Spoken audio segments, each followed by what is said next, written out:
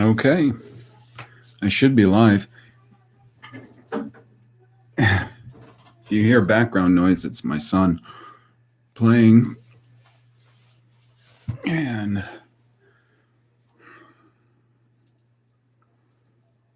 hopefully this is working.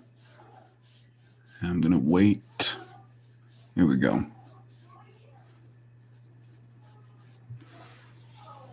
I'm going to wait a minute to see if anybody comes in here.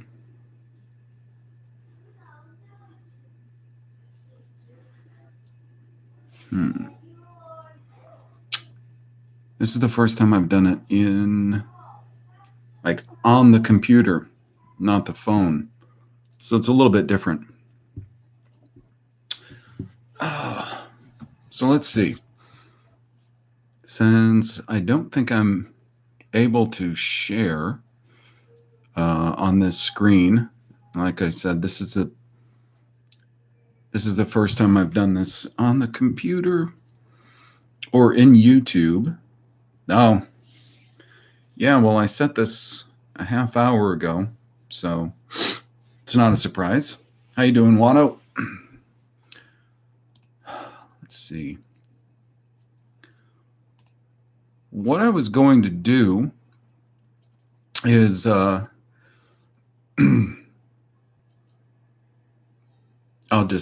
wait for a few people.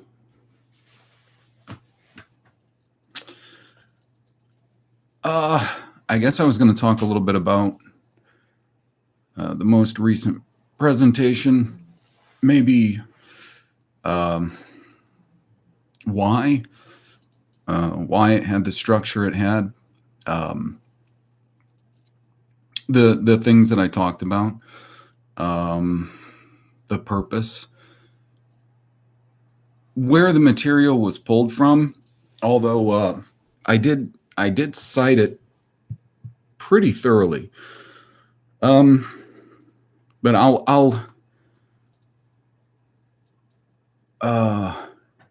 yeah. Which one? I think my first one was probably years ago and I did it in Windows Movie Maker. Pretty sure. You got to understand. So let's see. I've been, I guess you could say, a YouTuber, somebody creating content for. I think my first one was 2015 or 16, a while back, and I started out looking into whatever there was to look into, and I would say I'd describe myself as pretty committed Protestant, just Protestant. But a lot of things have changed over the years. A lot of my ideas sort of changed. Oh, great. This chair is going to stop working. Around the time that I was doing the reading of Fomenko's History, Fiction, or Science, and the way that they started evolving, my ideas about things were, I think they were a lot different than maybe what somebody would expect from a reading like that. But I think that the way that the work progressed was based more on necessity than anything else. It just didn't seem like there was anyone doing what I thought was either sincere work, or if they were doing sincere work, it really didn't seem like it was answering any questions. It just felt like no matter who it was, we were just going around and around in the same circles. Good. Glad the sound is good this time. It's often a problem. So let's see.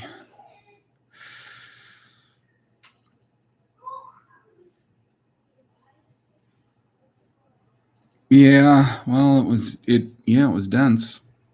That's for sure. Um, I'm not sure what that is, the slow mode.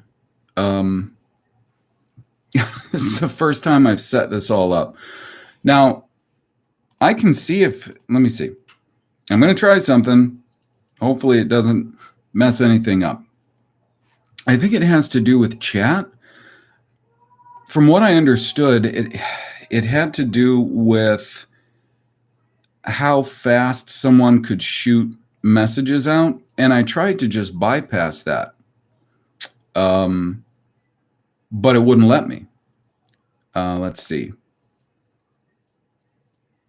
Yeah, that's what I did. I mean, that's what I do. I mean, almost everything. I have to research it and make rough copies and then write it down. It slows down the scrolling. Oh, I see. Again, I tried to bypass that, but it didn't let me, and I didn't choose. I did not choose that. Well, tried not to. That's why I am looking right now if that's going to be an issue. We'll see if it is an issue. Let me see. I'm going to see if I can turn it off real quick. Not at the top. I mean, I see it says at the top that it's on. But I do not know how to remove it. So hopefully it's not, let's see, a horrible thing. Okay. I'm just going to try that. And I still can't turn off slow mode, but sorry about that. Anyways, all right. So until I see it's not easy for me to actually read these and talk at the same time, but I'll try to keep up. Here's what I'm going to do. And if I miss you, something that you had as a question, and I'll try to scroll back.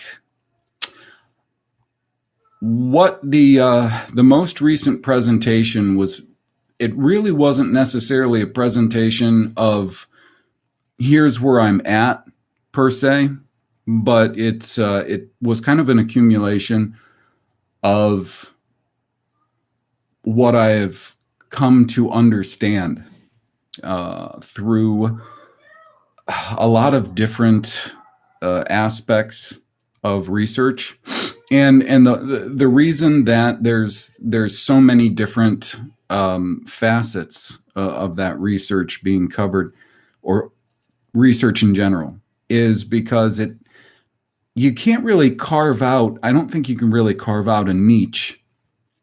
Let's say language. I'm a big believer in doing a specialty, if you can, because there's too much to be known. There's too much about our world that isn't known that we probably need to rediscover. And I think really all of it fits together. So even though I think it would be a great idea if one person could just be a linguist and another person could be mostly an historian, another person could be mostly an ethnologist, which we really need some of those pretty badly. I've been looking for a lot of books, decent books, on understanding ethnology, and they're not easy to come across.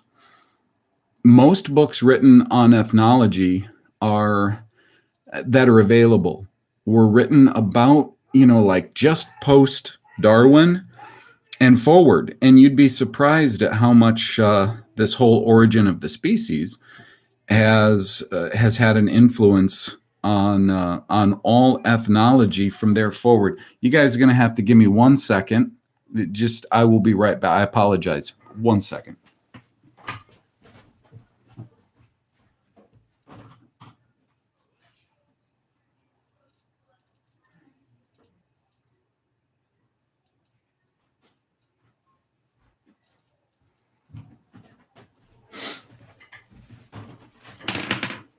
Sorry about that. Yeah, my son was going a little bit crazy in the other room.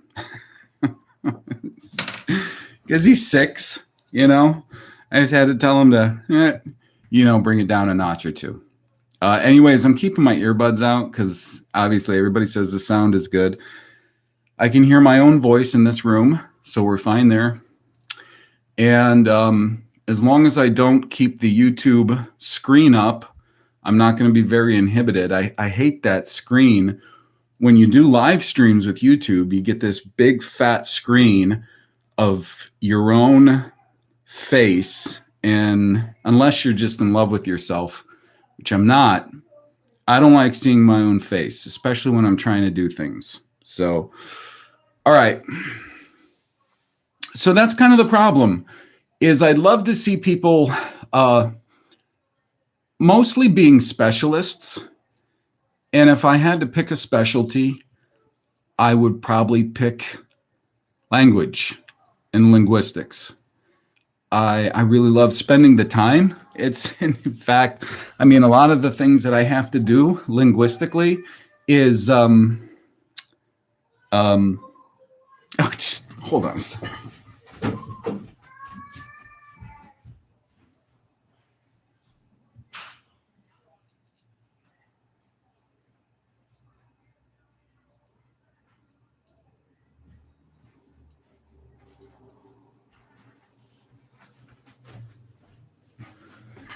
Sorry about that.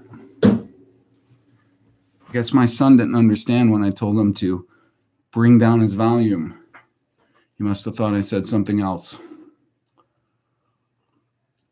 Anyways, yeah, so that'd be fantastic, but I just don't see it as an option. And for the reasons I just gave. Either there's a lot of people out there who aren't sincere. And when we start looking at where all the money is going, where all of our money is going, forget about money, like money, all of our wealth, where all of our wealth is going, which I address a bit of it in that presentation, where our wealth goes, why we don't have any. We should have plenty. And I'm not going to get in too far into that, but people who look into that, they know that we should have a lot more wealth, and that it's just siphoned off, and that it's mostly taken, and it's used for one thing. It's used to brainwash us. It's used in the brainwashing academies. It's used to grease most of the local pastors and spiritual leaders that we have, so they won't tell us the truth. They won't keep looking. Most of them are all very doped up on a very comfortable life.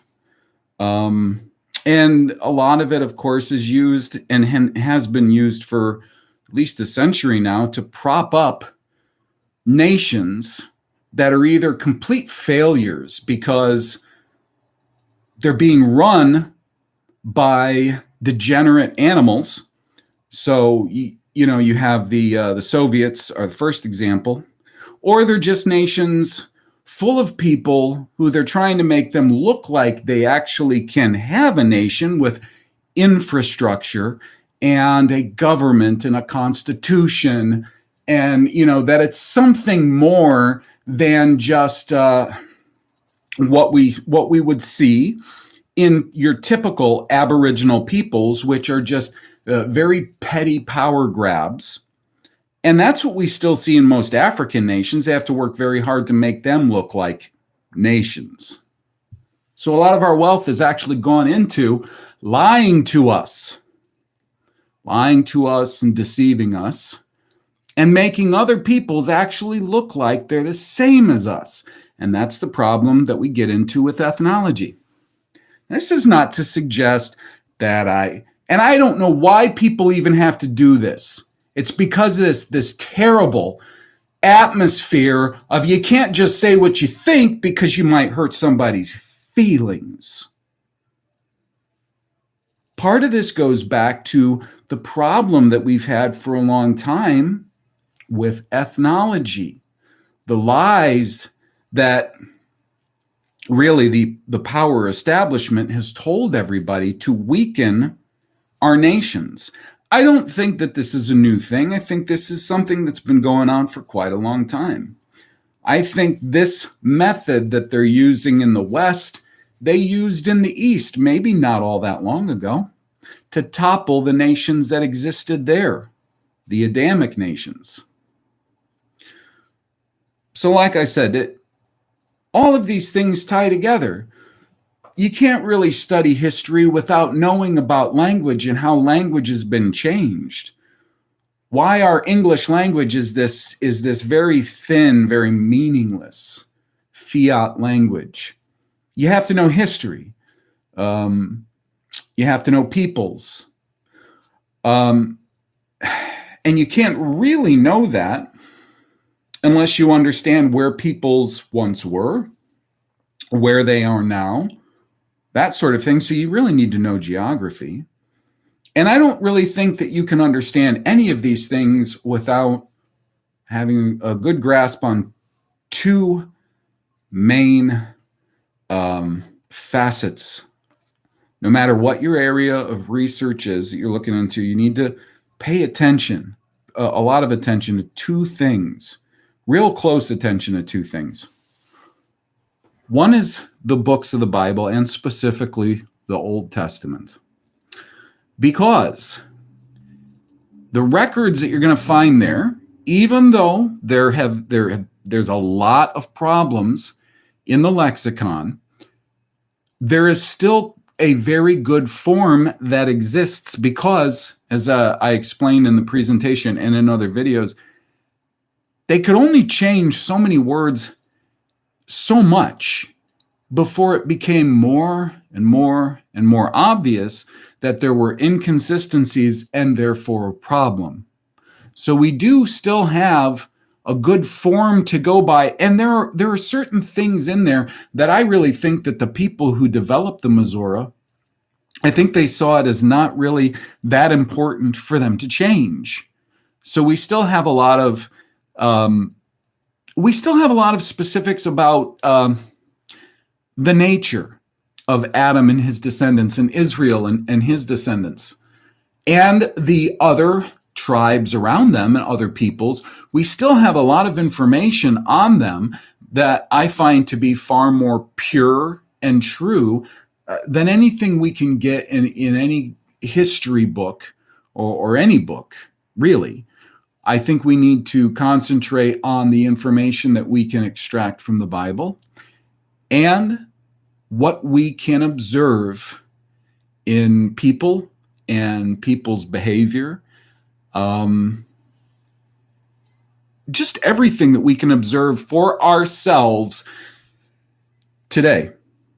One thing that I've found has always been consistent is that no matter what it is, my experience when I go about doing a thing always tends to be different than whatever it is that the especially establishment has told me about that thing, whether it's just knowledge I'm trying to pursue, or whether it's a thing that I want to do, that I'm taking upon myself to do. It's always different to some degree than whatever the establishment told me about it. So I'm going to scroll here in the chat just a little bit to see if I missed something that's going on there. Hi, everybody who has come. We've got 22 here. Thanks for coming. Hello, Jennifer. I see Daniel there. Watto. Hariar. Some of these, I'm not great with pronunciations. Victoria Martin, and I'm going to read just a little bit here real quick before I get back to what I was saying. Right. Yeah.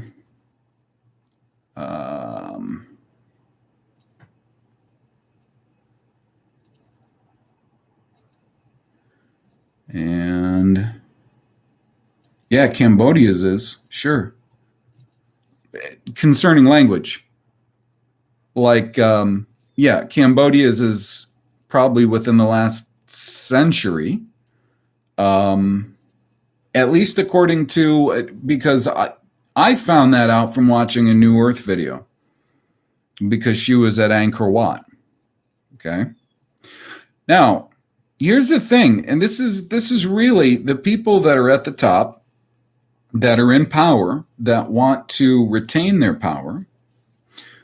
What they would like to do is they always like to do this. They set people against one another.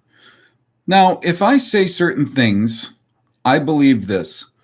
I believe this about some people. I believe this about some other people. I believe this about my people. I believe this about some other people.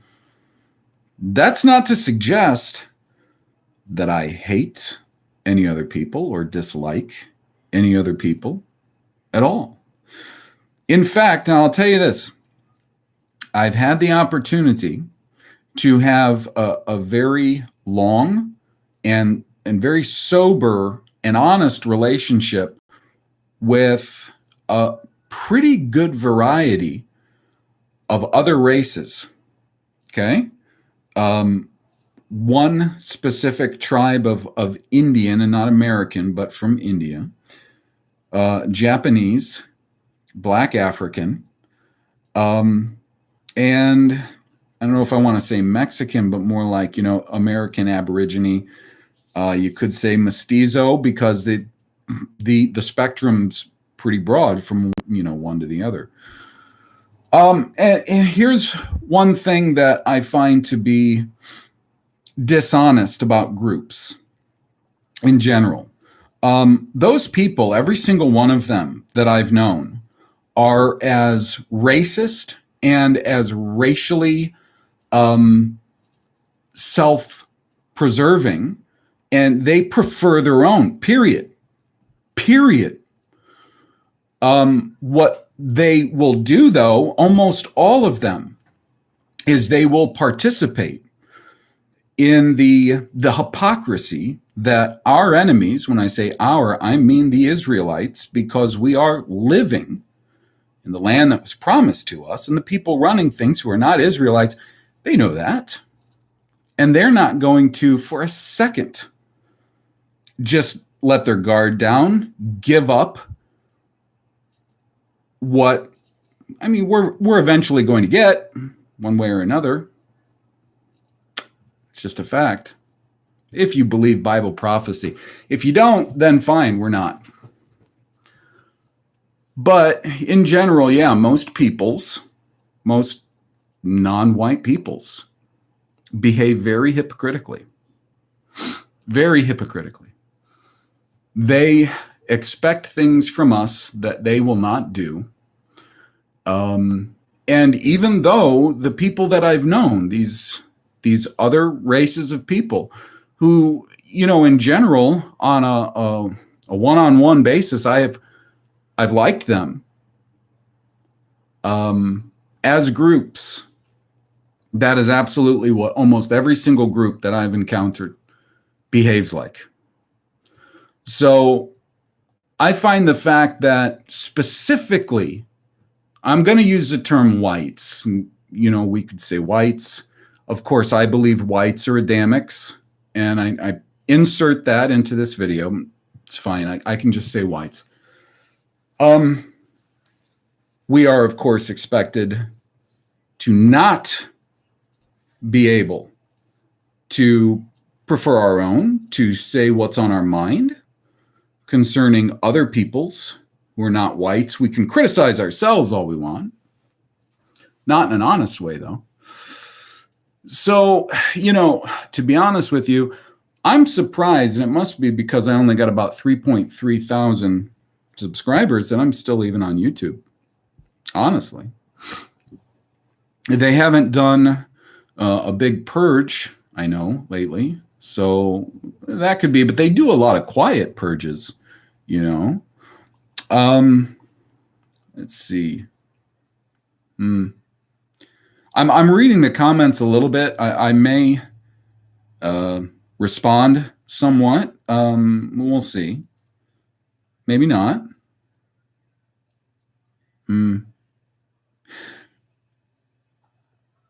Okay. So again, if I miss anything, somebody had something very important to ask, I will try to scroll. What I'm going to do is I'm going to pop back to my document. I'm going to go through it a little bit. Yeah, it's everywhere, right? It's everywhere. And it's unfortunate, isn't it? Because this is why. This is why I'm going to talk about just for another minute about this problem with races, racial dynamic, ethnology, and tribalism. Just for another maybe minute. And then I'm going to go to the document. I'm going to just pop through some of those points that I made in the presentation, maybe address them a little bit. But here's the problem. I'm not sure that I'm actually one of the. There are people out there that do teach that we should be separate, and they say we. They'll say like Israelites, or they'll say, you know, the whites should be separate, and so on and so forth. I don't know that I fall into that category. I'm vehemently against race mixing. I think it's a bad idea. I do. Because here's why. I think all the races were made in a unique and good way. I see on day 6, Yahweh or God said everything is good. And I don't see any races being created from that point forward. Genesis 2 and that Adam's a different matter. We're not talking about another race. So I think all the races were created good. Okay, but different, but good. I don't believe in mixing them. Okay, I believe in them staying as they are. As far as us being separate, because I know a lot of people, they say that we should be separate. I don't know if I agree with that. I don't know if I agree with that. Now, here's why. Take a species of any animal.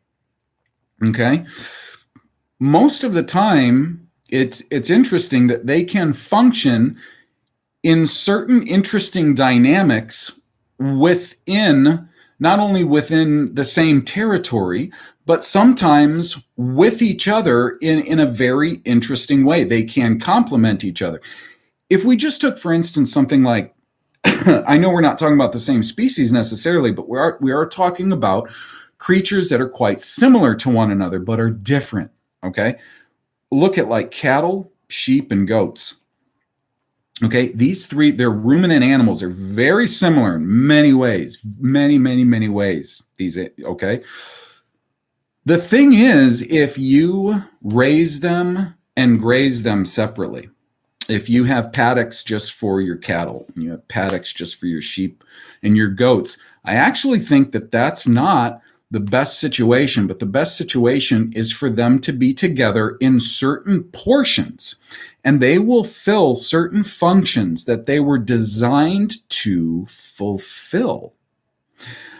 In fact, these different species of animals don't have the same parasites, and they actually complement one another. They won't pass parasites one to another, and they actually, in many instances, they have chemistry, saliva, that if the one picks up from the other, will help to control the parasite problems that these individual animals tend to have when they're kept separate. That's why I think flirting is a far better practice than just keeping herds of cattle or herds of sheep and goats, to keep them together, and they do function well together. If you know the right proportions to keep them in, because that's important, the right proportions, because a certain amount of your natural grazing land will have certain amounts of forage that is best for sheep and goats, or sheep or goats, because there are some things that goats eat that sheep don't, a few things. And then a lot of it's going to be better for cattle. And you can split this flurd based on the size of the animal, how much they will eat, and what forage is best for these animals and these animals. Now, I made that analogy simply because I think that different races can function well in the same environment.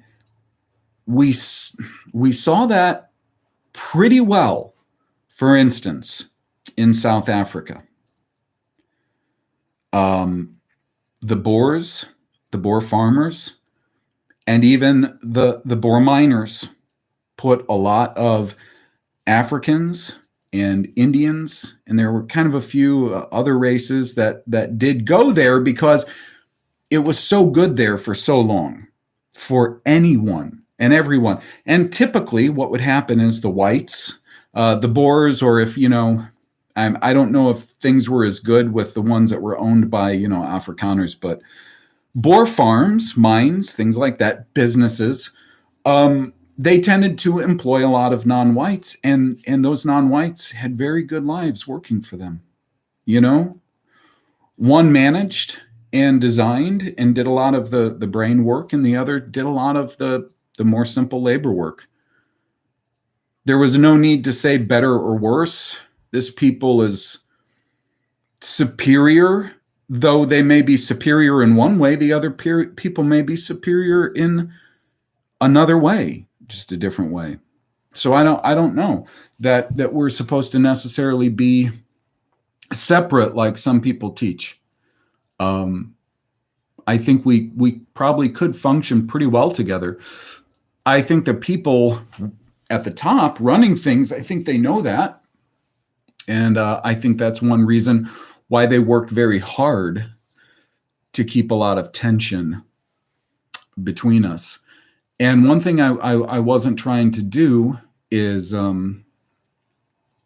create tension in what I said, but I had to be honest. I wasn't trying to just insult anybody. That wasn't the point, but I absolutely had to be honest and true to what material that I've found and what I see with my own eyes in the world today, But yeah, let me go into a few things here. You know what? I can answer this before I get to the document. Andy Norris, I do not believe Jesus is God. No. And in fact, he never claimed to be. I don't see any proof of him claiming to be God. Now, it just depends on what context you're asking that question in. And we could go back to language, which is what I started out with on that presentation. Okay, so the word that's commonly translated as God is Aleyim. I'll transliterate it because it'll make it easier. Aleym, Aleyim. So here's a funny thing. If you look through the occurrences of Aleyim, if you do a search on it, in those characters, and I've actually made documents that allow you to do these searches so you can find occurrences of words that you probably wouldn't find in Strong's entries. And it's a real insidious and kind of dicey way that they've set up concordances and lexicons. You'll miss things left and right if you don't actually approach the text and do textual searches. Anyways, if you search that word, Aleyim, what you're going to find is a whole lot of instances of Aleyim actually being used on men. Not just Yahweh, God, but men. So it's a tricky question.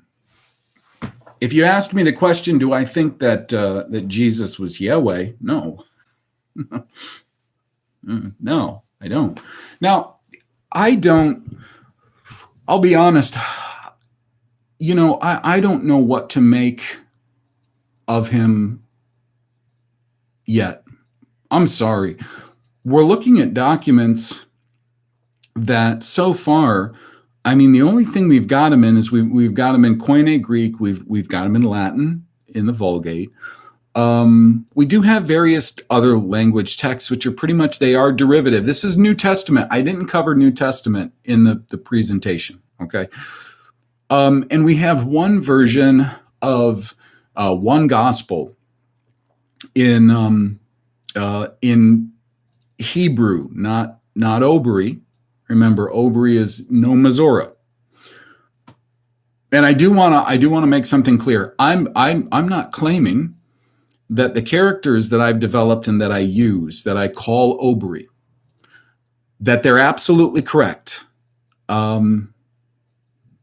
Because we don't have a lot of information. We do have old texts. We do have a lot of various admittances. You have to be careful with a lot of artifacts that they say they've found. And so I try to be really careful with those when I was developing that alphabet, the Obri glyph set. It's the best I've got for now. I don't claim it's the end all be all. I don't claim any of the information I have is the end all be all either. But that's a tricky question. I don't believe he was the same person as the Yahweh of the Old Testament, which is of the New Testament too. It's just that they tend to translate that name, Yahweh, in the New Testament, excuse me, and the Greek Septuagint as Kyrios. And the problem is, Kyrios, you'll find if you go into the Septuagint and do a search on Kyrios, it's not always used just for Yahweh. The Greek is so inconsistent. That's one of the big problems with the Koine Greek Septuagint. And one of the things that makes me, skeptical about ideas that I encounter in the New Testament is that Koine Greek is pretty dicey and it's not as consistent as Obri is. If you take the Mizora away from Hebrew, you have an extremely consistent language in root, in form, in grammar, and how it's used. It's very consistent. You're not going to find the consistency in the Koine Greek. You probably will find more consistency in the Latin Vulgate than the Koine Greek Septuagint. And it's hard for me to say Koine Greek manuscripts because there are very few Koine Greek manuscripts out there. Basically, if I just say the Greek Old Testament, that kind of covers it because the bulk of it is pretty much Vaticanus, Alexandrinus, and whoever produces a Greek Old Testament, like a translation, or if they just produce it in Greek, they're pulling from one of pretty much about 3 texts. It's really small. The amount of Masoretic Hebrew texts is huge in comparison. And then when we get into the New Testament, then the amount of Greek texts is just it's astronomical. It's huge. It's huge. Because it's growing all the time. Last time I checked, it was somewhere, what was it? Somewhere in the 30,000s, maybe. Maybe I need to go and double check that, see how my figures are. But let me try a couple others, and then maybe I can get a couple points out concerning the presentation. Let's see.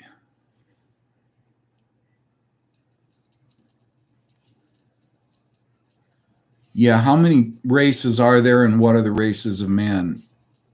Not sure. This is why I'm going to give you 2 things. Now, if you go and you check the Obri hours, I kind of reserved the Obri hours. The first few Obri hours were just me trying to get a feel of the landscape, what I wanted to focus on. But if you go and check, I think it's maybe it's episodes 7 and 8. Well, starting at 7, because 7 is salvation, right? I think 8 is mostly Adame. Maybe 9 is Bema or Be'ema. I tread very lightly when I get into those subjects. And here's why.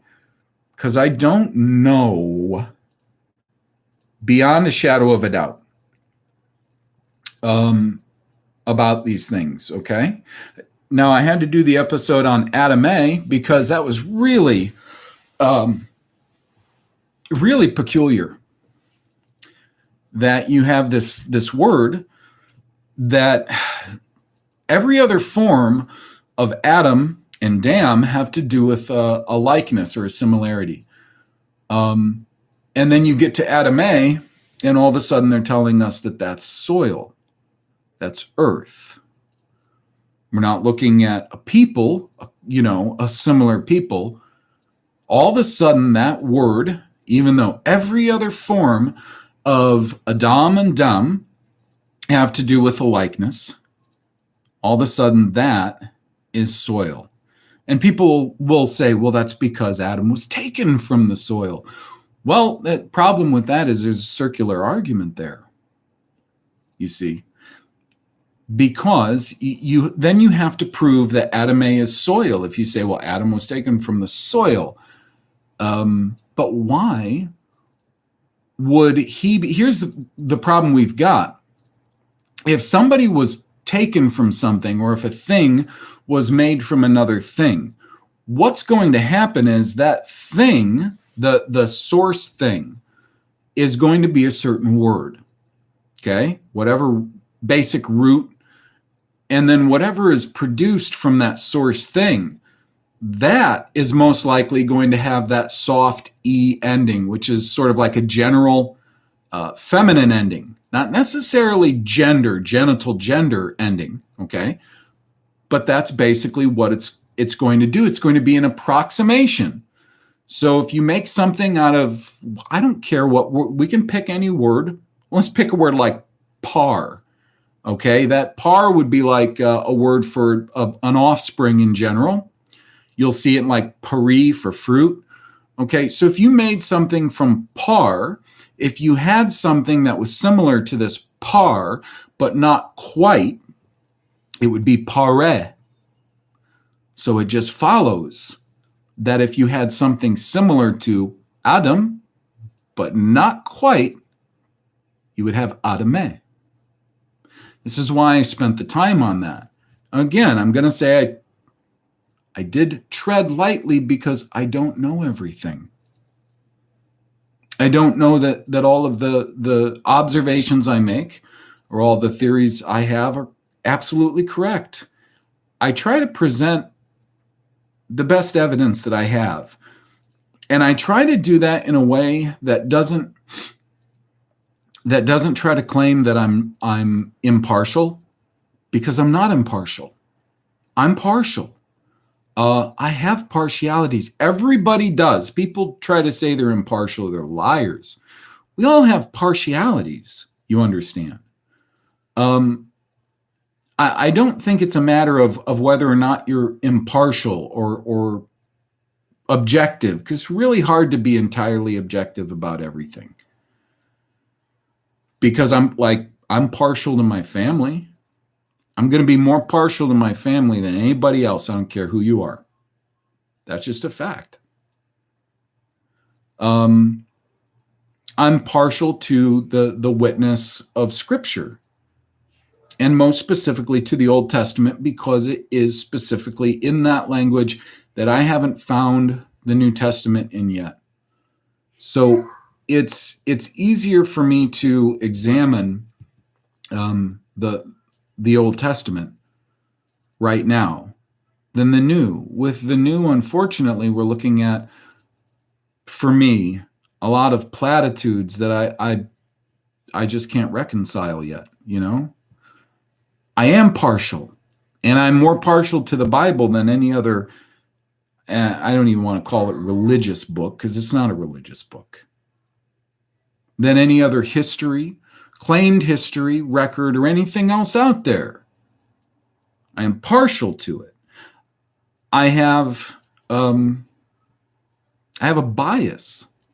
So I'm not going to tell anybody I don't have a bias. I do have a bias. But here's the thing, and I think this is the important part. If you look at my work from 6 years ago, 7 years ago, and what I was thinking and what I was talking about, opinions that I had, beliefs that I held, They've changed a lot. They've changed based on newer, in my opinion, better information.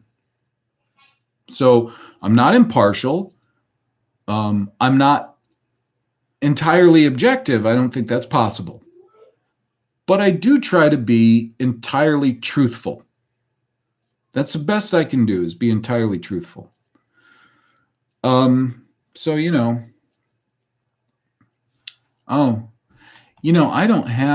I don't know how you do the, let's see. Oh, hang on.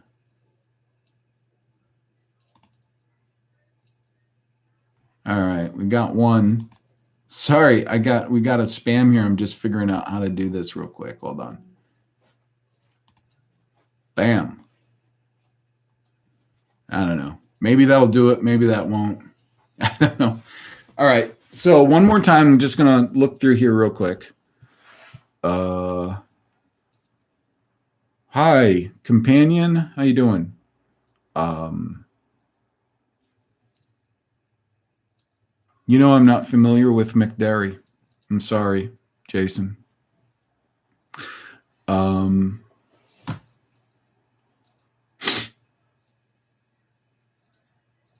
You got it. You take it easy, Andy.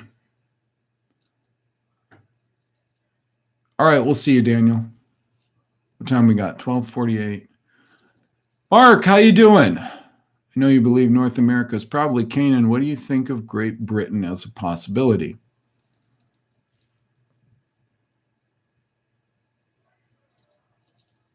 I don't know. Here's why. With America, it's not really I don't think with America it's a partiality thing. Because if I could find this geographically anywhere else, and I was as confident in that as I am in America, well, look, I live in an area that I don't necessarily think was part of biblical Canaan. So I don't know that I could really be blamed for being partial, because I live in the state of Michigan. And I don't necessarily think the state of Michigan was probably within the boundaries of Canaan. I think it could potentially, have the events potentially could have happened there. I think, I have to take some time and think about it. The reason there's so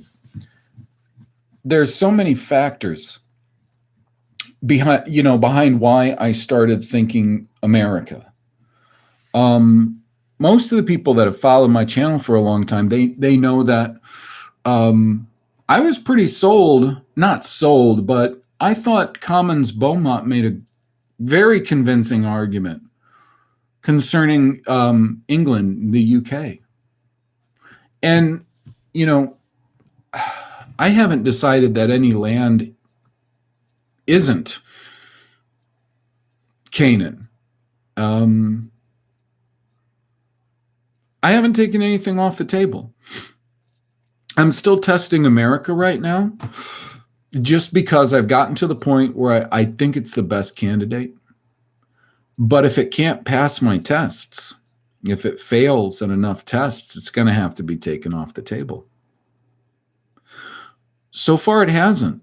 And what's surprising is I spent years looking at the western half of the United States, because I believed, when the Bible said west, it meant west.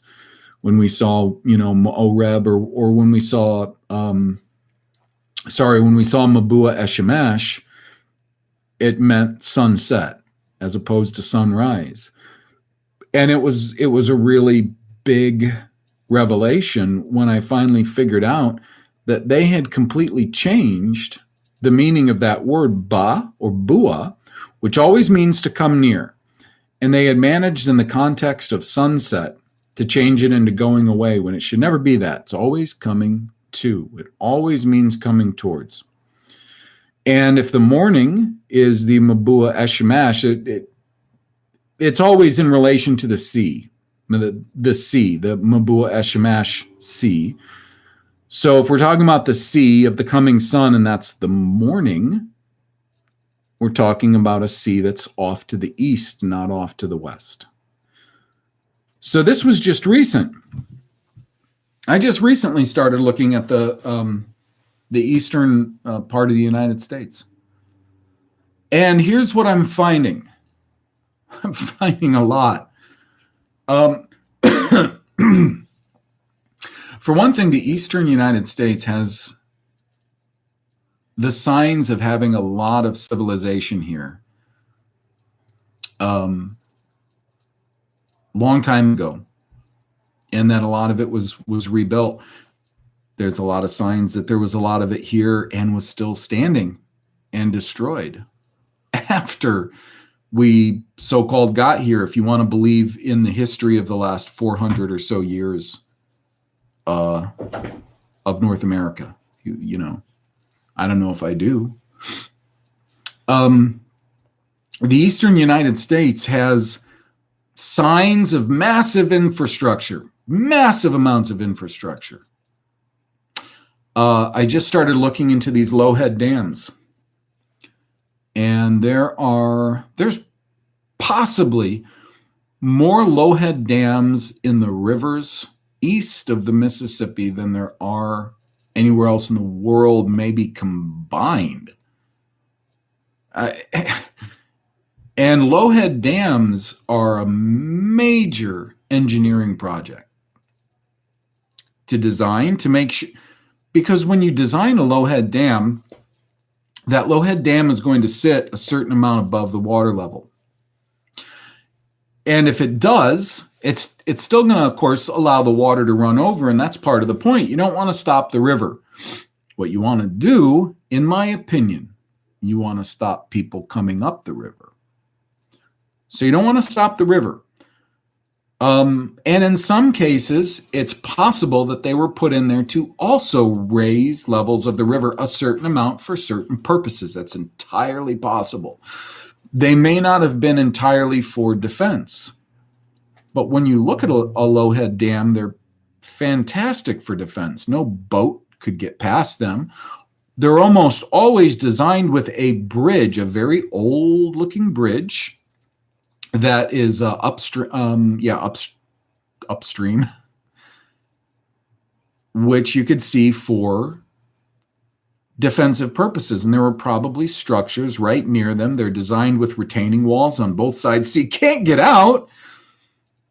It's not like they put one in just because they wanted to raise the water levels behind them for pleasure fishing and boating, but they wanted to make sure they weren't killing people left and right in these things. No, most of them have retaining walls on both sides, so you can't get out. Once you get into that hydro, the swirl that's created by that hydraulic jump past the boil, between the dam and the boil, you're not getting out. Maybe if you stayed along the bottom and swam your way across the bottom and got past that boil, you could get out. But they appear to be designed specifically for wrecking boats and killing people. There's tons of them. There's so many in the eastern United States that if you ask most Department of Natural Resources of a particular state, and they're honest, they'll tell you, we don't really know how many are in this state. How can they not know? If this is something that, like they said, they were designed for various purposes, they say they were designed to power grist mills and sawmills, which doesn't really add up, because there's other ways to power the turbines for grist mills and sawmills. Better, easier ways. You don't even have to dam a river in a lot of cases. You can just put a wheel in the water and it can run on undershot current, and you can power a simple grist mill. You don't need it for that purpose. And a lot of other reasons they say just they don't seem to wash. They don't seem to add up. But you look at the eastern United States and you start zooming in on a decent map that has the water, a pretty accurate picture of the water in the eastern United States. Start paying attention to the shapes that you're seeing in lakes, or shapes that you might see in the middle of a river or something. And you're looking for shapes that look like big, gangly leaves, because those are typically the shapes that a river that's been impounded makes on the landscape around it. And that's going to notify you that this river has been dammed up or impounded in some way. And when you start looking at how big these impound lakes are, they're huge. They're huge, and they're all over the eastern United States, just everywhere. I haven't even had the time to go into all the reasons given for why all of these dams exist, where they exist. There's so many of them. And so often these huge impound dams exist right near modern cities in the East.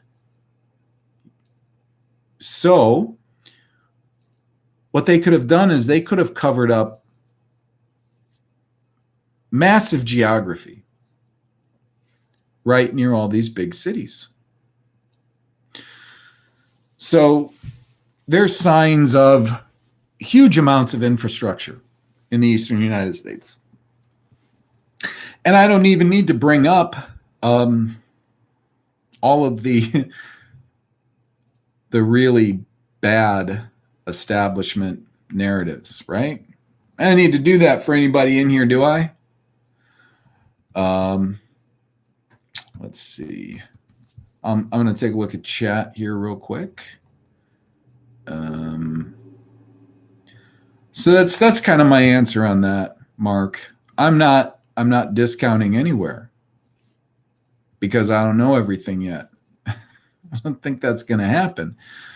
But I mean, as for now, yeah, I'm operating on the assumption that America's the best or most likely place. But if it starts not passing tests, it might have to go. So, in this case, question and answer. Let me down here a little bit.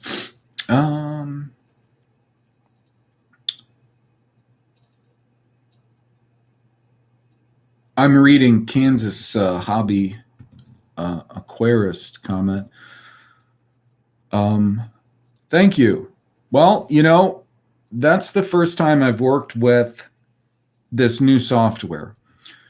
The software I got was just CyberLink Power Director 365. And the reason that I got that instead of,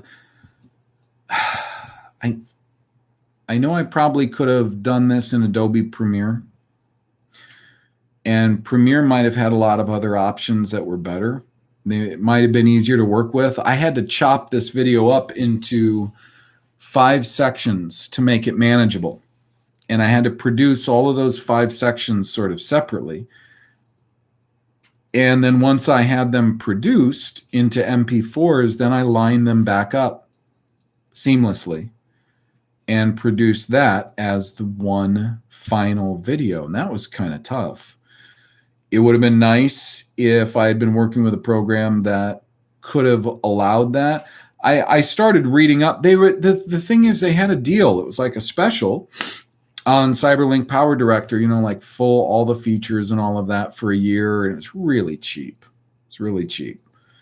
So I decided to try it because that's what I've been using. That's what came on my computer. I've been using that just to produce audios, usually with just a static image, and it's been working out just fine. Yeah, well, anyways, so yeah, maybe after the trial, it's 1 year. I bought a year of it, 365. Maybe after that's done, I'll try something else. Because, when I started running into the problems with it, and I don't like the fact that the 365 version of Power Director, it doesn't let you just, sometimes what I would like to do is actually put a video in there. And while I'm watching that video in my Power Director software to put the narrative in, because that's the most intuitive thing to do if you're commenting, on a video. But for some reason, now that they're doing Power Director 365, they used to have that as an option. You could just put a narration on it. So I'm going to take some time over the next few weeks. Now that I did this presentation, I worked on it for a long time. Like every spare minute, I was working on this thing for a long time. Now that I'm done with it, I'm tired. I feel like I'm pretty worn out by it, just in my mind mostly. So I'm going to take some time and I'm going to just arrange some things on my computer, try to sort some things out, see if I can get my direction back a little bit, where, what I want to do, where I want to go. And I would definitely like to keep producing in this film format. And I know that I haven't put the document version of this up at the website yet, and there's a reason for that. So I'm sorry about that. I haven't heard anybody complain about it, because most people, honestly, that watch any of my videos or listen to any of them, they don't go to the website and check. So I usually have, there's the occasional person that'll go check and they'll tell me, hey, where's that document at? And I'll say, But yeah, there's a reason why that document's not up at the website just yet. But there are resources at the website you can still check out. Dams and bridges along the Susquehanna down to the Baltimore up to, and those low-head dams on the Susquehanna, those are huge. There's the you'll find a video, a few videos, local news stories on the Dock Street Dam. I posted a picture of that particular low-head dam. That's a serious project just to make that low-head dam. The Susquehanna is like 3/4 of a mile at that point. And it's not the only low-head dam on the Susquehanna. That's a lot of time. That's a lot of materials. It's a lot of manpower to make that one. I was listening to a guy who was he was in the South Carolina DNR, and he said that they estimate that there's somewhere in the neighborhood of 15,000 to 20,000 low-head dams in South Carolina. The funny thing is, though, you got to be really careful, because they will group low-head dams in with weirs of all kinds, and you can have various weirs for various different functions, and they will not have the same purpose as an OG shaped or OGEE shaped low-head dam. Okay, I think they're for an absolutely different purpose, but they bundle them all together. They kind of like call them all weirs, and then everything gets very confusing over what is this for, what is that for, and so on and so forth. Let's see. Sorry, excuse me. That's a known. Yeah, they classify them as weirs. Yeah, Joe just answered that. So let's see. Day equals light, night no light. That's absolutely correct. Listen, this idea of day starting at night is insane. It's insane. And here's the thing. It's like over the years, what's happened is I've gone through this process of my brain starting to work again. It's like they shut it off between TV and public school and churches, church buildings, and pop culture. put it all together, and they shut my brain off. They shut it off. So for years now, I've been kind of going through this process of restarting it. And it's like priming a well. It takes a while. And you got to, some of the things you realize, you're like, why did I never realize that before? But that's the thing with day and night. We're told like, well, in the Bible, days started actually in the evening. Okay. At the evening, sunset was the next day. And if we weren't programmed to just take the word of the authority, we would say that's insane. That just goes against common sense that the day would start in the evening. That's nuts. Day is when it's light, just like the Bible says. The Bible says day is when it's light, and it equates day with light. And the Bible says night is when it's dark. Day, light. Night, dark. So if the Jews claim that the day starts at night, it's because they're ass backwards like everything else, where they try to claim that certain things are Jewish instead of biblical or Israelite or whatever. And I'm not saying this is not just this is not just an Ashkenazim thing. And I've gotten to the point where I don't even like the word Jew anymore. Who are you talking about when you say the J word? Are you talking about Ashkenazim? Because they're ethnically absolutely different than the Sephardim. Are you talking about the real Sephardim, or are you talking about the Latino Sephardim that they're trying to pass off as the real Sephardim? Are we talking about Mizrahi Jew? And which one are we talking about? We're talking about the ones that are much darker, like the Yemeni Mizrahi Jew. Are we talking about the ones that are actually really light, like from Iran? Which one are we talking about? Because I just think that's a scam, just like anything else.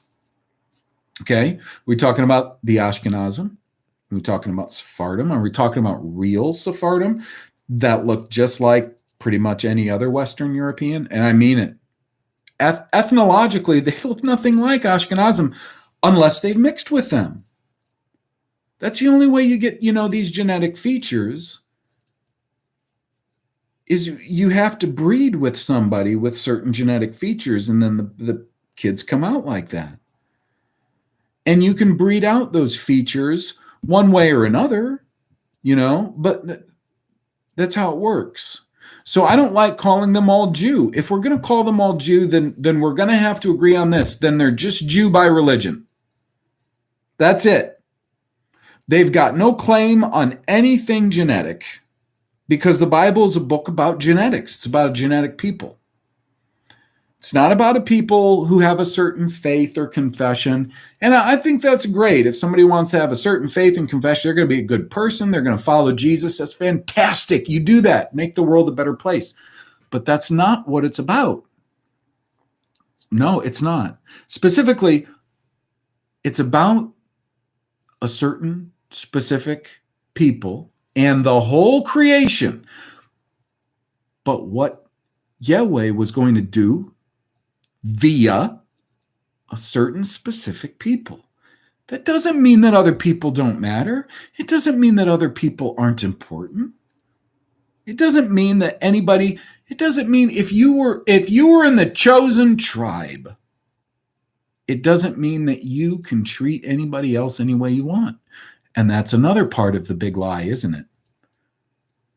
Because the people who act like they're the chosen, who the people behind the scenes have made into the chosen, they got it in their heads that they can treat anybody any damn way they want because they're the chosen. It's not how it works. That's not how it works. In fact, If you want to have a life that's a little simpler and easier and not full of hardship, difficulties, traumas, heartaches, then you might want to hope that you're not one of the chosen people. Okay? Let's see.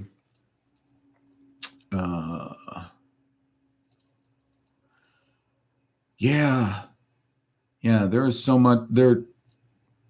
The architecture, the infrastructure that still exists from the old world here, it's amazing. And I'll tell you what, I'm not sure how old the old world is, which this is something that if I get time, I really hope I get time in the future, in the near future, I'm going to address. It's this idea of phantom time, right? Emmett Scott explored this in a guide to a phantom dark age. He said we were looking at 400 years had been added to make these things work right and all. And then Anatoly Fomenko, because see, there was like some little guys that kind of backed up Scott, and they had different. They would sometimes guess, well, maybe it was 300 years, maybe it's 600 years. You always have to stick with that 300 some odd years because that's the full cycle rotation. Usually is 300 was like 20 something years. Maybe somebody, if you know in the chat, tell me what the full cycle is. It's in the 300 some odd years mark. So you would stick, and then Fomenko, when you put three of those together, you get right at about 1,000 years, right? I don't buy into Fomenko. I know I referred to him and his, the first book and the series, History, Fiction, or Science. But there's reasons why I disagree with him. And hopefully I'll be able to get into that in the future.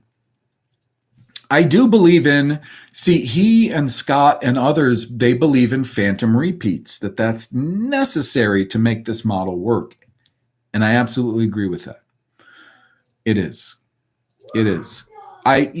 One thing I demonstrated was the whole phantom repeat with Antiochus Epiphanes 4. That story. In Matthew 24, Jesus prophesies that the fulfillment of Daniel's prophecy of the abomination of desolation, or that makes desolate, was coming. Not that it had happened, it was coming. He made reference to Daniel and Daniel's prophecy about that abomination that makes desolate, you see. But they used a phantom repeat in the sense that they claimed that the Greeks did it once, and then later on the Romans did it again. It's a phantom repeat. They use that stuff all the time. And I have suspicions that they've used that very thing with certain kingdoms that are biblical kingdoms that we don't know of today as biblical kingdoms.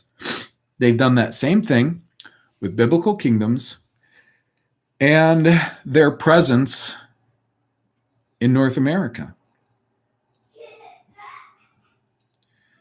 And hopefully I'll be able to start writing that somewhat soon and explain myself how the phantom repeat sort of model works and how they've actually hidden the presence of biblical kingdoms being in America by saying that they were actually much more recent kingdoms in America. Recent kingdoms that everybody accepts were in America. Oh, yeah. They've left a few things out because there's architecture in America that doesn't quite fit the others. And we'll get into that sometime. I'm going to take a look what we've got here in chat.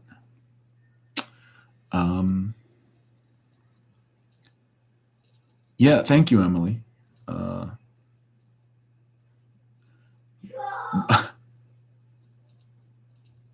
Yeah, I missed the context on the polar bear. Comment.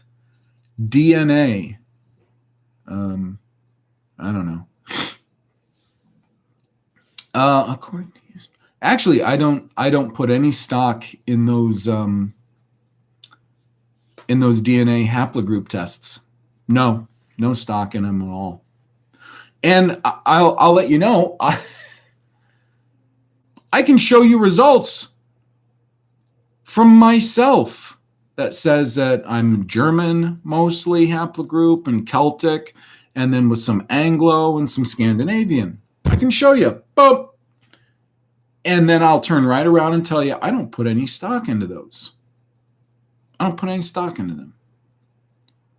Because there were multiple tribes, different ethnicity tribes of people living in any given area at the same time, at almost any given time.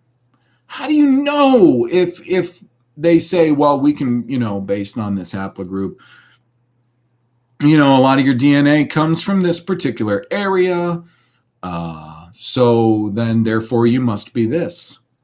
That's BS. That doesn't mean that you're an ethnicity. That means that you have ancestors that probably resided within the borders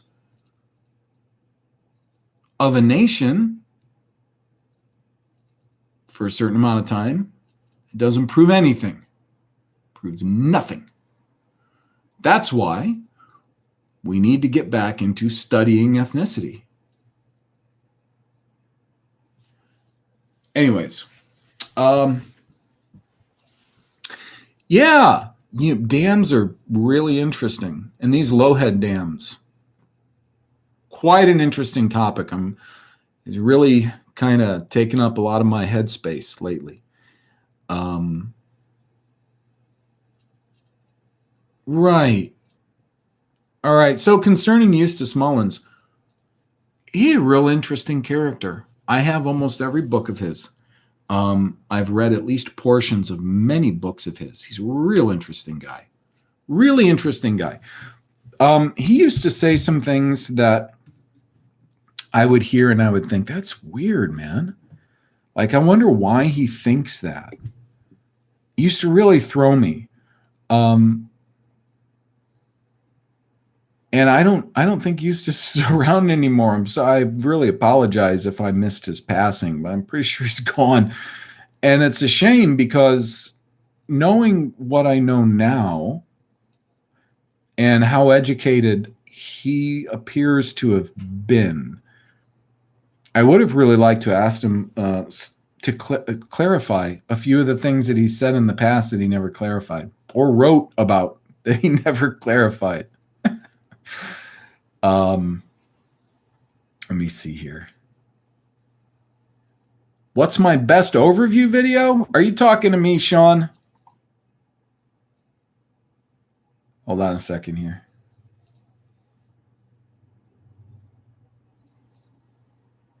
Astral theology. Well, listen, let me hit that one, okay? Okay. Gosh. There was a guy, and maybe you can help me out with this, Mr. Alger. Send me something.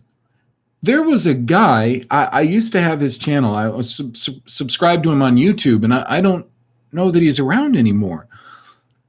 He claimed to be, and it sounded like he was. He always sounded very well researched, an expert in like astral, like religions as they relate to astronomy and the symbolism of astronomy as it relates to religion and so on and so forth. And I can't remember his name now. And I've never seen him again, like show up in a search or anything. I don't know if I agreed with everything he said, but his stuff was so interesting. And here's kind of what I think at this point in time about how those things work together. This in part goes back to the language problems that there are in the Bible too, okay? One of the problems with the language issue in the Bible is that they've translated the whole thing so that it seems like the creator of this world and the creator of that language and everything created everything to be calculated and interpreted in a sort of base 10 metric system kind of way. And we do see that. If you look in the Bible, mostly everything, the way that numbers are expressed, they're expressed with this idea that everything is in this sort of this base 10 metric system kind of system. But it's not. I don't believe it is whatsoever. I think the Bible, the creator of the Bible, creator of the whole world, everything in it that we see and experience, created all of this in a sort of base 12 system. Now, if you look at 12 and a system in base 12, I think that in many ways it's far superior to base 10, metric, weights, measures, things like that. Put it in 12. And it tends to be, in my opinion, my humble opinion, far more accurate. The way that the portions that you can divide it into, I find them far better, just even as a carpenter. Honestly, I do. I don't use metric. I know metric, I understand metric, but I wouldn't use metric. Okay. These days they call it, they call it, what do they call it now? When it comes to mechanical, they call it like SAE or metric, but when it comes to just measurement, it's either they call it like the English want to take credit for it. But the point is this, just like shapes in nature, you know how we see repeating shapes? And some people might take those repeating shapes and run with them and try to say that, because we see these repeating shapes in nature, that they think this might be that, and so on and so forth. It happens all the time. Is it true? Is it not? I don't know. But a lot of people like to definitively say, because they see these repeating shapes, that this has to be from that, or this has to be the same thing as that. I don't know that that's true. Now, I see the same thing with repetitions of fundamental truths, laws, and properties. Okay? That's the way I'm going to put it. That's why we see, essentially, a day. If you cut a day in half, essentially 12 hours, night 12 hours, we would get essentially at equinox. I know it would be varied a little bit, but of course that's all being measured on our standard way of measuring time today. And who knows if that's even the best way. But, you look at a year, 360, 12. Months, basically 12 lunar cycles within that. And you're going to see 12 over and over and over and over and over and over, because I think that it's the base system number that most of the creation is in, and a lot of the truths and natural things that you're going to see in 12, not 10. That's why you're going to see 12 in the zodiac. That's why you're going to see 12 patterns in the 12 tribes of Israel, the 12 apostles, 12 and 12 and 12 and 12. I think that's what accounts for what some who believe in, like religion being taken from these astral phenomenon that we can observe. Maybe it's not, but maybe what they're doing is they're literally just observing these patterns that are in this base 12, because that's how the Creator made everything, in this base 12 sort of way. So that's my kind of answer on that. Yeah. Hey, if you find good channels with anyone that's comparing those things, I wish I could find that guy's old channel. Yeah, send it my way. Because I always like, even if we're talking about information people I don't agree with, I still try to learn from them, you know, especially if they're sincere. Whether I agree with them or not, if they're sincere, I'll listen to them. I'll read them. I'll try to learn what I can from them. I would hope that everybody would have that same kind of attitude. So let's see. Go through here a little more. If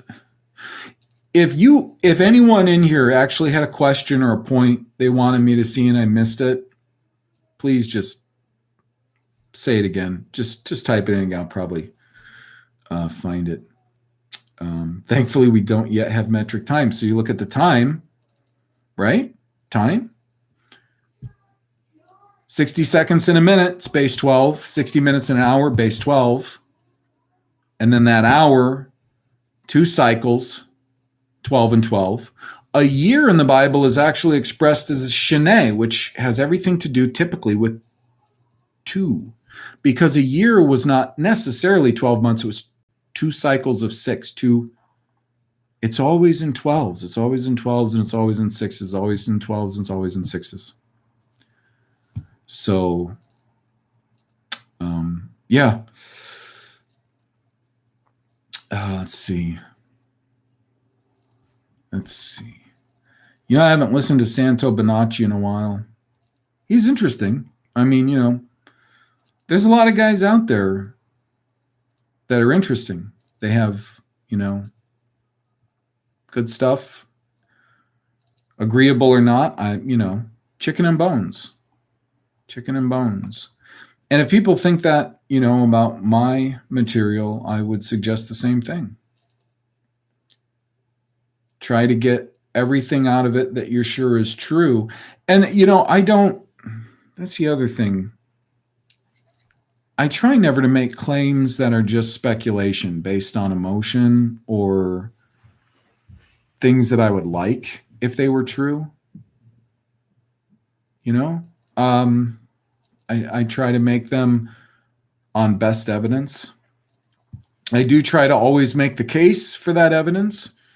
And as I continue to write and make presentations from here forward, I'm going to try to do that, because I would like anyone who saw just this last presentation, the rest of them are pretty much in audio, I'm afraid. But no matter, I would like anyone to be able to take that presentation and send it to somebody who, you know, is maybe very well educated in something, or pretty well educated in something. Let's say language. Let's say that you have a friend who's an evangelical Christian or pastor of an evangelical church or something, and you want to have a conversation with them. And what you're trying to tell them is, look, you know, I have reason to believe that all these things that we take for granted as just truth, absolute truth, take for granted, aren't absolutely true. There's evidence, there's compelling evidence that tells me that some of these things aren't absolutely true. And we need to stop preaching and teaching them like they are. We need to stop quietly and calmly leading our congregations to the abattoir, and maybe take a second look at, you know, whether these points of view that we have are sound. I would like whatever material I produce for anyone to be able to take it and give it to someone or send it to someone, and either tell them, you know, watch the whole thing or watch this section from this minute to this minute if you wanted to talk about maybe just language or maybe just geography or maybe just history. What, you know, I would like there to be enough evidence in any one of those sections so that you could send it to anyone. Whether your friend is just a friend who happens to believe a certain thing and you want to present them with alternative evidence, or whether the person you know is a professor of theology. Language. I don't care. I will try to hold my own with any expert out there in anything. And if I can't, well, then I have no business necessarily believing the things that I believe. So, take a look here. Oh, miracles. Well, yeah. I believe in miracles. Of course. Why? I know you didn't ask why, but I'm going to tell you why. Because the God who created everything, made everything come into existence, because that's my beliefs, that he made everything come into existence. He conceived it first. And then by his word and command, he brought it into existence. So the same God that can do that can either himself or empower anyone he chooses to do the same. So, of course, I believe in miracles. That's why I said I didn't want to discount spiritual things. I don't not believe in spiritual things. I don't believe in them happening as frequently as a lot of people try to say that they do, for one thing. The other thing is, no, I don't believe in hell because I don't see the evidence of it in the Bible. I don't believe in the devil and demons and all that sort of stuff because I don't see the evidence of it in the Bible. And I sleep like a baby at night. When I was a kid and I believed in all of that stuff, I didn't sleep very well. Well, I don't sleep like a baby just because I have sleep problems, but, I don't have those sleep problems because I believe in demons and ghosts and devils and all of that stuff. I believe the most evil creatures that exist are on two legs and that we call man and human, things like that. That's what you got to watch for. Not the ghosts and the spooks and the ooh. Sorry. I think Heiser is a real talented guy. I think he's real talented and real smart. I think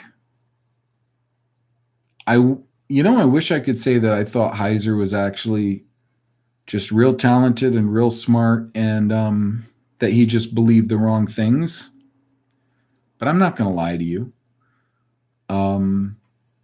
I think he's a pretty dubious guy. I think he's intentionally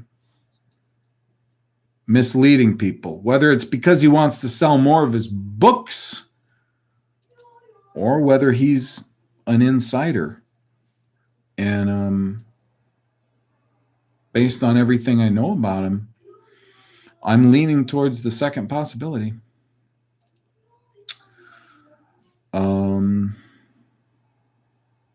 Hey, listen. I know there's a guy out there. I don't think he likes me much. Just because we have very different opinions on Christianity.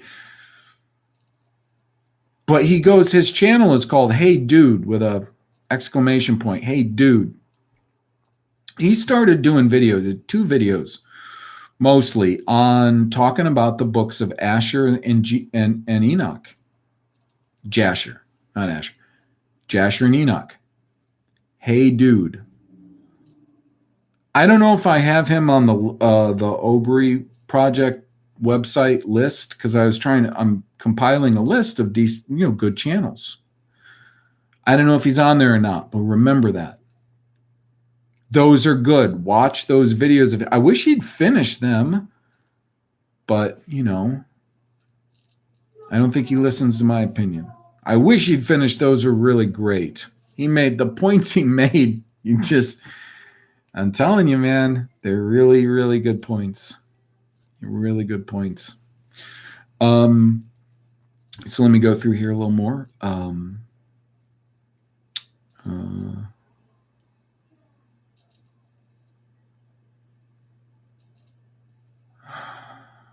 Sorry.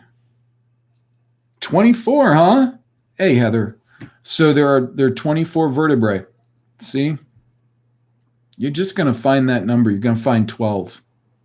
You're going to find base 12 and divisions of 12, even divisions of 12 all over the place in the creation, just everywhere. Just everywhere. Let's see. Well, yeah. Okay, so I'm talking to Diana Corey, and I'm assuming that you're talking about what I said about the devil and that. Yahweh says that he's the one who brings evil. He never says he's the source of all evil. I mean, man does a great deal of evil. And here's the funny thing. I talked about evil. Remember that word row? It was in the video. That sometimes row is evil and sometimes it's associate, neighbor, or friend. Kind of worrisome. But, in the English translations we have, he says that he brings evil and good. And I think that evil and good is extremely subjective, I'm afraid, in the Bible. And here's kind of maybe what it can come down to. If he's the sovereign, and we have no reason to think anything other than that he's the sovereign. So everything that he says is bad or evil, and that is based on his character, of course, who he is. So everything that is against who he is or what he's told us to do, anything like that, anything that goes against that is evil. And yeah, in a sense, it's subjective because we're talking about specifically him, what he finds repugnant or against his character and what he finds pro concerning his character. It is subjective from his point of view. But the thing is, he's the sovereign. He sustains everything. So if he's a sovereign, he sustains everything. Then yeah, absolutely, good and evil are. I don't know if there's not a fine line between what a lot of people out there teach as like universal good and evil and what we can find in the Bible concerning what he says is good and evil. And then a lot of the times that we come across words that are translated as evil, not only are they subjective, but you got to be really careful, like whose perspective they're coming from. Are they coming from the narrator? Who's the narrator? Are they coming from the person, the subject of the narration? If it's third person, is it coming from Yahweh's perspective? You gotta be really careful with that good and evil. I just don't see it as the same sort of universal concept that a lot of today's leading, Bible scholars and academics maybe see it as. I don't see it as like non-existent. I think it's different than what we've been told. So let's see. I'm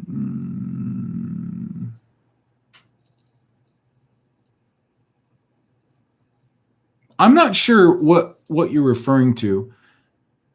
I don't know if it's a Hava de Ciencia when you say ego, but you better not be talking about the cordless lawn equipment because it's awesome. I'm sure you're not. But I just got an ego snowblower and it's just awesome. It's fantastic. And when you live in Michigan, like the middle of the lower peninsula, you need a good snowblower. And it's a really good snowblower, battery powered. Yeah, Gricketson, I agree. Sheol, grave, pit. That's it. That's absolutely it. No, geez. Look, when preachers and pastors start thinking about things, their days are numbered. Their days are numbered.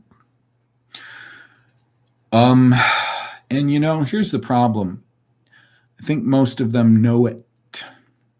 I think most of them consciously avoid a lot of topics that they shouldn't. And, that's why I kept repeating that quote from Hosea: my people perish for lack of knowledge. Because you reject knowledge, I will reject you. He goes on to say, I'll reject your children. These people need to think maybe a little bit more, first off, in the Old Testament, and they've all been sucker punched into not giving due attention to the Old Testament when they're in seminary and when they grow up in their own church buildings with their own hirelings telling them what to think. But it's sad.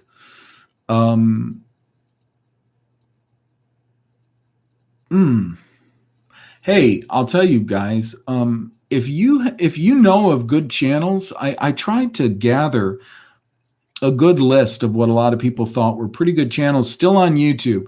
Because here's the thing with YouTube. I'm actually, like I said, I'm surprised I'm still on YouTube, be honest. And I wouldn't be surprised or like butthurt if, they torpedoed me, because that's just their MO. That's how they behave. It's them, it's everybody else. Don't fool yourself into thinking Odyssey and BitChute, DLive, they're not going to do that. They're different. They're all the same.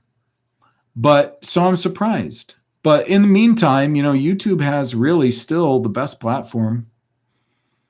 They do. So anytime I can, I will collect good YouTube channels, and it might just be one video that's really good, in my opinion. But I'll put them on a list on my website so people, can know that they exist. Because sometimes one of the hardest things about YouTube is finding out that certain people actually exist. YouTube is so good at hiding people's existence. It's amazing.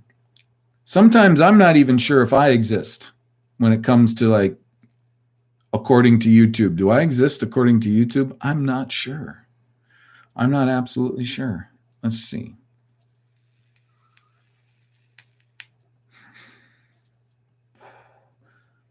"24 movable and 9 fused." It's interesting because we're still at base 12, aren't we? Even with that number, just saying. Okay.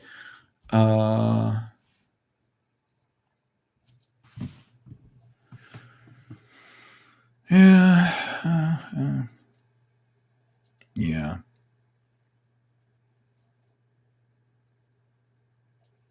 I haven't read Dante in a really long time.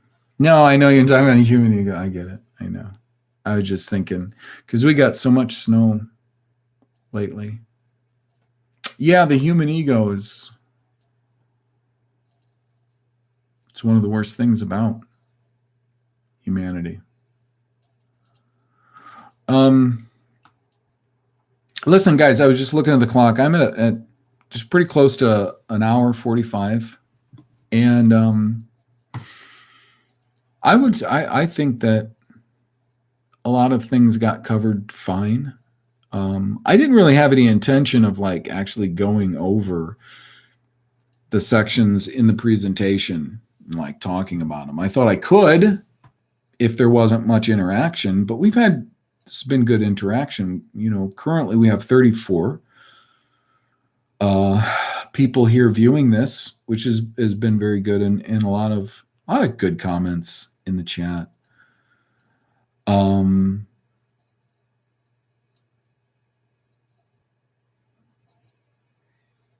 Yeah, that's definitely not the Jeff Doherty I grew up with. I'll tell you that right now.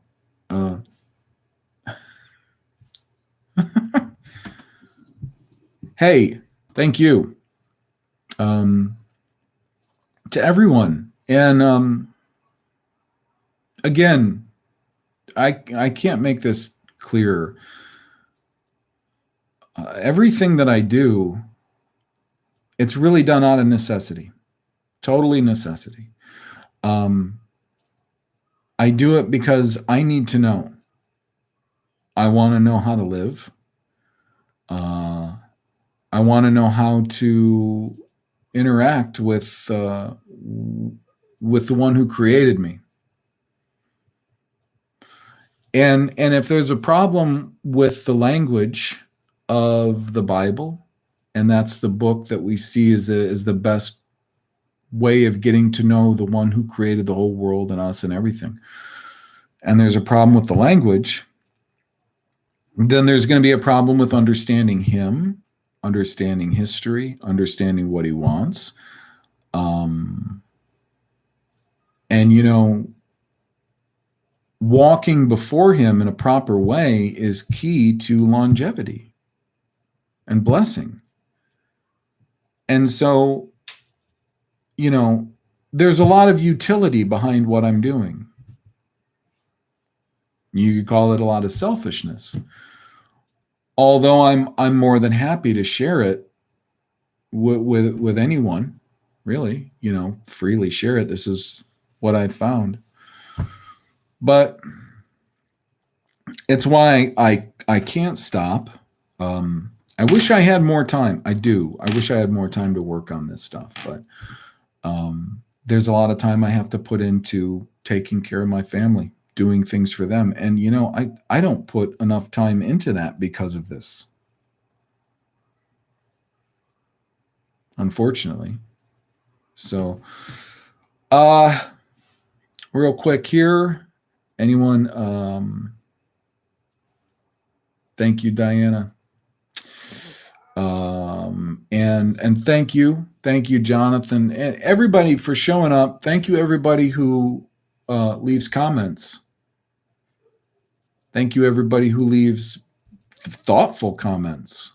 And comments like thanks is fine. That's great. It's good to see that people appreciate what you do. Just simply, not anything having to do with stroking your ego or anything, but knowing that you're communicating with others. That's really important. So I appreciate it when I get the comments and all. But for now, I'm gonna wrap it up. So I want to thank everybody again for showing up, and hopefully I'll see you again very soon. Okay. Take care, all.